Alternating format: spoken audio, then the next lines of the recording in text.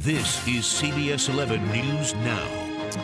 Hello, everyone joining us here on Facebook for this News Now, our digital update. I'm Ken Molestina, live from our Fort Worth studios. Thanks so much for being with us. A reminder that we are live here, and we encourage you to send in all of your comments, your opinions, your concerns, anything you want to chat with us, because we are reading them here on Facebook Live. We're going to have Kristen Severance joining us in a little bit. She's going to talk about a really sort of interesting update to a story that she first brought you last night at 10 o'clock. I don't want to give away too much, but I do want to encourage you to write in your questions and your comments, because you're going to want to chit-chat with us.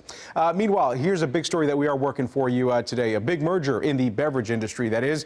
Keurig appears to be buying the Plano-based Dr. Pepper Snapple group. The company's new name will be Keurig Dr. Pepper. That deal creates a beverage giant with about $11 billion in annual sales. We're told that Dr. Pepper Snapple will continue to operate out of their current location here in Plano. However, Keurig CEO will be in charge of all of this. Of course, Dr. Pepper is a big Texas name here that people associate, obviously, with the Lone Star State. So we'll see how all of this shapes out when it comes to maybe, I don't know, brand identity, Texas, and how people here feel about it. Yeah. Let's bring you back out live here, because Kristen Severance is joining us once again. And Kristen, you had a really interesting story last night about a situation involving feral cats in a North Texas neighborhood. Yeah. Tell us a little bit about that, and you have a bit of an update to the story, right? Yes, I do have an update today.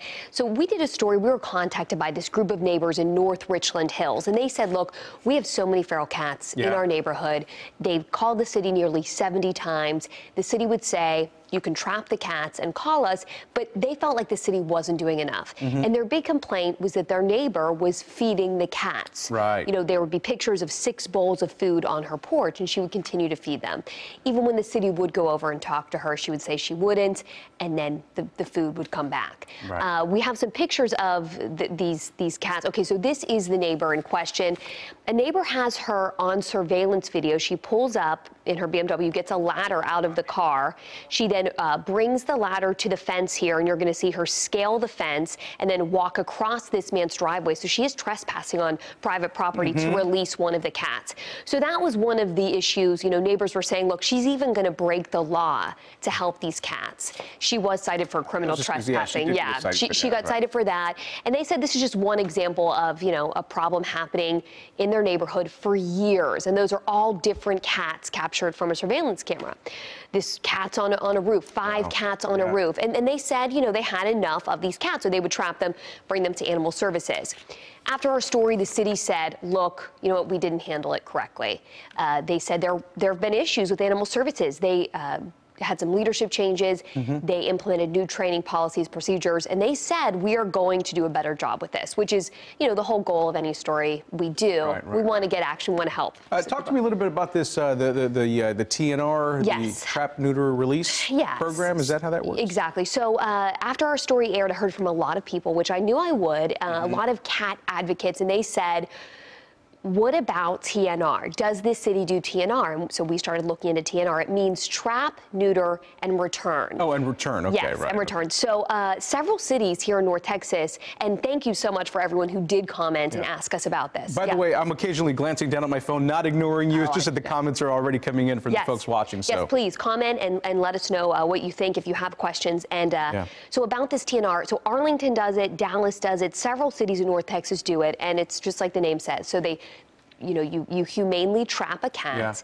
then you bring it to certain clinics. They will then neuter the animal, tag the animal, and then return the animal. And people are saying, look, this really helps because it decreases the population.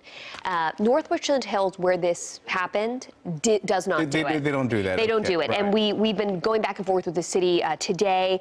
I just got an email at 11:52, and they do not do this. They're going to check with Animal Services about, you know, why they don't do it. But it was. We've got a person here, Glee Grignon, saying that TNR will control the population. So Glee happens to think that that's a good measure to take to fix this issue. Right. So we've been doing our own research, and thank you so much for your comment there. According to, this is Friends of Arlington Animal Services, since they started doing the trap, neuter, and return overrun program in 2013. 7,500 cats have been TNR'd. It decreased the cat intake. Yeah, decreased cat intake at animal services by 48%. Okay. So it's really interesting. You know, I have to go back and ask the neighbors from last night's story what they would think of this, because they are really just fed up with the cats in general. Right. But a lot of people are saying if you truly want change, if you want to, you know, decrease the population, you have to do this. And that sounds like a general solution to this issue. But in this particular case, the story that you profiled last night, it seems like the issue is just with one particular person. I mean, well, if she that's maybe, what neighbors say. Yeah, right. Yeah, that's what neighbors say. And you know, on that story, once, according to neighbors, once they would ask her to stop, she'd leave letters on their door. She'd mention she was related to a North Richlands. Did a little name dropping. Yeah, city council member, and so there was definitely some issues there. But the city's also pursuing a third animal large case against her. Here, let's look at some of these comments that are coming in here. There's still some folks talking about Dr. Pepper. But, so Beverly is saying cats help keep the mouse and rat population down, which is a great point. You know, I did hear that a lot after our story. I think people that are, you know, upset with feral cats maybe don't think about that. This is a story that's got, obviously, a lot of people, you know, have an opinion about it one way or the other. Angela Millette says, neutering doesn't prevent the nuisance of stray cats. There's nothing more disgusting than your yard being used as a litter box. I mean, there's people that's a complaint, right? Yeah, a lot Angela, of cat... what do you say, droppings? Is that what it is? Yeah, I mean, and with the feral cats, you have this problem of spraying. And Angela, people in last night's story said, the feral cat, there were so many that they would use their flower beds for litter boxes. They would spray. Several people had cars sprayed, so they couldn't use their vents in their car because it would smell like cat urine. Right. I mean, yeah, they were really fed up, and that's why they called us. And we did a big public records request from the city of North Richland Hills. We had so many documents of just how many times neighbors complained, the formal complaints they wrote, all the pictures they sent. I mean, this was a well-documented issue in this neighborhood, but hearing from so many cat advocates about TNR, other cities have addressed the feral cat population doing this TNR method.